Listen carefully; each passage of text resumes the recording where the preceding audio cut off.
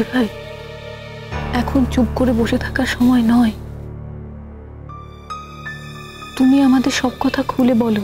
তুমি তো বুঝতেই পারছো শ্রমনা, এই বাড়িতে দিনের পর দিন টিকে থাকাটাই কিন্তু তোমার মুশকিল হয়ে যাচ্ছে। তোমাকে নিয়ে নানান রকম কথা বলছে সবাই।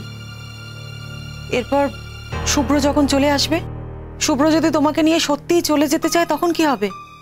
আমি যাব না। দেখো, তোমার মা বাবাও তো তোমাকে সাপোর্ট করলেন না।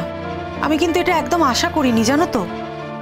আমি ভেবেছিলাম তোমার মা বাবা অন্তত তোমাকে সাপোর্ট করবে, তোমার মা বাবা অন্তত বলবে যে আমার মেয়ের সঙ্গে এতদিন যে অন্যায় হয়েছে, এরপর যদি আমার মেয়ে সত্যিই কারোর সঙ্গে সম্পর্কে জড়িয়ে থাকে তাহলে আমরা খুশি হয়েছি। কিন্তু তোমার মা বাবা তো এরকম কোনো কথাই বললেন না। উল্টে কি বললেন? মানিয়ে চলতে বলল। পৃথিবীতে চিরকালই সব বাবা মারাই তাই বলে, ভাবে যে আবার তাদের ঘাড়ের ওপর গিয়ে পড়বো, তাই ভয় পেয়ে আগে ভাগেই বলে মানিয়ে চলো। মানে তারা যেমন ভাবে বলবেন তেমন ভাবেই চলো। মোহর, আমিও ঠিক করেছি, যাদের সঙ্গে আমার জীবনের পথ চলাটা এতটাই আলাদা তাদের উপর আমি শুধু শুধু আর ভরসা করব না, আর করিও নি তো। দেখো, আমি তো ঠিক সেই জন্যই এতদিন বাবা মার কাছে যাইনি। হয়তো এরকম ভাবে কোনো মেয়ে পড়ে থাকতো, এতটা অসম্মান নিয়ে, এতটা অপমান নিয়ে মুখ বুজে পড়ে থাকতো কোনো মেয়ে? তো ছোট মাছ, জিজ্ঞেস করো না। এইভাবেই তো কেটে গেল আমার। জিজ্ঞেস করার কি আছে? আমি তো সব দেখতে পাচ্ছি। তবে এই কথাও ঠিক, তুমি অনেক আগেই কোনো কাজকর্মের চেষ্টা করতে পারতে। কি কাজকর্মের চেষ্টা করতাম মোহর? আমি একজন সাধারণ গ্র্যাজুয়েট মেয়ে, কি আমাকে চাকরি দিত বলো? কেন শ্রমনা, তুমি তো এখন কাজ করছো, আর তোমার কাজে তো পরাগবাবু খুশি হয়েছেন। উনি তো আর ভালো বলতে হবে বলে ভালো বলছেন না। সেটা তো দায় পড়ে ছোট মা, দেওয়ালে পিঠ ঠেকে গেছে, তাই শিখে নিচ্ছি কাজ। তখনও শিখে নিতে পারতে। তোমরা একটা কথা বুঝতে পারছো না মোহর, আমাকে কাজটা কে দিত বলো? মানে একটা তো এন্ট্রি লাগে, কোথাও ঢুকতে গেলে একটা সুযোগের দরকার। কে দিত আমাকে সেই সুযোগটা? আর আমি একজন সাধারণ গ্র্যাজুয়েট জানার পর নিশ্চয়ই কেউ আমাকে চাকরি দিত না, দিতে চাইতো না। তার উপর আবার এরকম একটা বাড়ির থেকে। ছোট মাকে জিজ্ঞেস করো কেন কেন উনি পারেননি, করো। শ্রমনা, আমার সময়টা কিন্তু একটু অন্যরকম ছিল, এটা কিন্তু তোমাকে মানতে হবে। দেখো, তোমার সঙ্গে কিন্তু তোমার স্বামী থাকে না। একদিক থেকে দেখতে গেলে তুমি কিন্তু ফ্রি, আর আমার সঙ্গে কিন্তু আমার স্বামী ছিল। তাও আবার দুর্ধর্ষ স্বামী, যে স্বামীর সঙ্গে এক ছাদের নিচে থাকা, একসঙ্গে মানিয়ে চলা, সংসার চলা, যেটা কোনোভাবেই সম্ভব নয় গো। আমি থেকেছি, কিন্তু আমার জায়গায় অন্য কোনো মেয়ে হলে না অনেক আগে ওকে ডিভোর্স করে বেরিয়ে যেত। কিন্তু আমি সেটা পারিনি, জানো, কারণ আমারও তো তোমার মতনই অবস্থা। আমার বাপের বাড়ির আর কি জোর ছিল বলো তো যে আমি ডিভোর্স করে বেরিয়ে যাব? তাই মেনে নিয়েছি, থেকেছি। আর বাপের বাড়িতে যদি কাউকে বলতাম, ওরাও আমাকে ওই একই কথা বলতো যে শ্বশুর বাড়ির লোকেদের সঙ্গে মানিয়ে চলো। সেই জন্য জানো শ্রমণ, আমি কোনো দিন আমার বাপের বাড়ির লোককে এসব কথা বলিনি।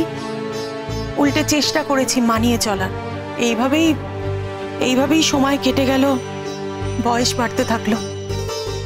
তারপর যখন আমার বাচ্চা দুটো হলো না, তখন আমি খুব খুশি ছিলাম, জানো তো। আমি ভেবেছিলাম যে আমার মেয়ে দুটোকে নিয়ে আমি খুব ভালো থাকবো, মেয়ে দুটোকে আমি মনের মতন করে মানুষ করব। কিন্তু হলো না গো। আমার মেয়ে দুটো আমার হাতের বাইরে চলে গেল। আমার মেয়েদের নিয়ে যে আজ এত কথা হচ্ছে, ওদেরই বা কি দোষ বলো তো? ওরা তো জীবনে যা চেয়েছে তাই পেয়েছে। আর ওরা তো ছোট থেকেই দেখে এসেছে যে ওদের মাকে অসম্মান করা যায়, ওদের মাকে অপমান করা যায়, শুধু জেঠু জেঠির কথা শুনে চললেই হবে। আমি এটা বলছি না যে ওদের জেঠু জেঠি ওদের খারাপ চেয়েছে, হ্যাঁ, কিন্তু এটা অবশ্যই বলবো ওনাদের অন্ধ ভালোবাসা আমার মেয়ে দুটোকে উচ্ছনে পাঠিয়েছে। আর শুধু ওনাদের কথাই বা কেন বলবো বলো তো? ওদের বাবা, যে মেয়েদের বাবা তার মেয়েদের সামনে এত খারাপ কাজ করে, সেই মেয়েরা কোনো দিন ভালো হতে পারে? ওদের সামনে কি উদাহরণ খাড়া করেছে বলো তো? ছোট মা, আমার মনে হয় রিসেন্টলি যে ঘটনা ঘটেছে তাতে করে ওরা একটু সামলে গেছে। না গো মোহর, এটা দেখবে কটা দিনের ব্যাপার, কটা দিন যাক তারপরেই দেখবে ওরা তেড়ে ফুড়ে উঠেছে, ওরা সামলে ওঠেনি। যাকে শ্রমনা, তোমাকে যে কথাটা বলছিলাম, বলছি পরাগবাবু কি তোমার সঙ্গে কোনো কথা বলেছেন, মানে তোমাদের ভবিষ্যৎ নিয়ে আর কি? বৌদি ভাই, তুমি আমাদের সব কথা খুলে বলো। দেখো, শেষ পর্যন্ত কিন্তু আমরাই তোমার পাশে থাকবো। জানি মোহর, হয়তো সেই ভরসাটাও কোথাও আছে মনের মধ্যে, তবে পরে কি হবে আমি জানি না, জানো তো। মানে আমি তো পরাগের পুরো পরিবারকে দেখলাম, ওরকম একটা সুন্দর সংসার কিন্তু যে কোনো মেয়েই চাইবে, আমিও তাই চেয়েছিলাম। ওদের বাড়িতে যখনই যাই জানো, আমার মনটা একেবারে ভরে যায়। ওদের বাড়িতে তো আর একটা বউ আছে, সেও তো খুব সুখী, খুব হ্যাপি। বিশ্বাস করো, আমার একবারও মনে হয় না ওকে দেখে যে ও খুব আনহ্যাপি। না, যদি ওর কোনো অসুবিধে থাকতো আমি নিশ্চয়ই বুঝতে পারতাম, ওর আনহ্যাপিনেসটা আমার চোখে ঠিক ধরা পড়তো। তা নয়, ওই মেয়েটাও বড় সুখে আছে গো ওখানে। আর ওদের পরিবারের সকলের সঙ্গে সকলের এত মিলমিশ না। অবশ্য ভবিষ্যতে কি হবে আমি জানি না, কিন্তু এখন শ্রমনা, ওদের কথা শুনে আমরা কি করব বলো তো? আমাদের তো শুনতে হবে তোমার আর পরাগবাবুর কথা। আচ্ছা, আমাকে একটা কথা বলো তো, পরাগবাবু কোনোদিন তোমাকে ডিরেক্টলি প্রপোজ করেছেন?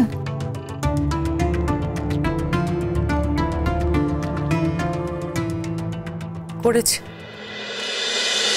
বৌদি ভাই, আমি একটা কথা বলি, তুমি দাদা ভাইয়ের সঙ্গে একটা বোঝাপড়া করো। দাদা ভাইকে ডিভোর্সটা দিতেই হবে, ডিভোর্স না পেলে তুমি তো বিয়ে করতে পারবে না। বিয়ে করতে পারবো না, আলাদা থাকতে পারবো, কিন্তু এই সম্পর্কটার মধ্যে আমি আর থাকবো না। এই অপমান, এই অসম্মান, হ্যাঁ আগে হলে হয়তো মানিয়ে নিতাম, কিন্তু এখন পরাগকে দেখার পরে, ওর পরিবারের মানুষগুলোকে দেখার পর আমার মনে হয়েছে যে আমি তো এই জীবনটা ডিজার্ভ করি না মোহর। পরাগ আমাকে দিনে দিনে বারবার বুঝিয়েছে যে আমি চাইলেই এর থেকে বেটার একটা লাইফ কাটাতে পারি, আর আমার কাছে যদি একটা বেটার লাইফের অপশন থাকে, তাহলে কেন আমি এই জীবনটার মধ্যে পড়ে থাকবো বলো? আর আমার তো বাচ্চা কাচ্চাও নেই যে তার টানে আমাকে এখানে পড়ে থাকতে হবে। বৌদি ভাই, জীবন একটাই, বাচ্চা কাচ্চা থাকলেও জীবনে বাঁচার অধিকার থাকে। হ্যাঁ, অনেক সময় বাচ্চাদের জন্য মা বাবাদের কিছু কম্প্রোমাইজ করতে হয়। বাচ্চারা যদি দেখে তার মা বাবার মধ্যে অশান্তি, সেই বাচ্চার কি ভালো গ্রুমিং হয়? হয় না। আধুনিক জীবনে এখন অনেক সমস্যা বৌদি ভাই, এটাও তার মধ্যে একটা সমস্যা।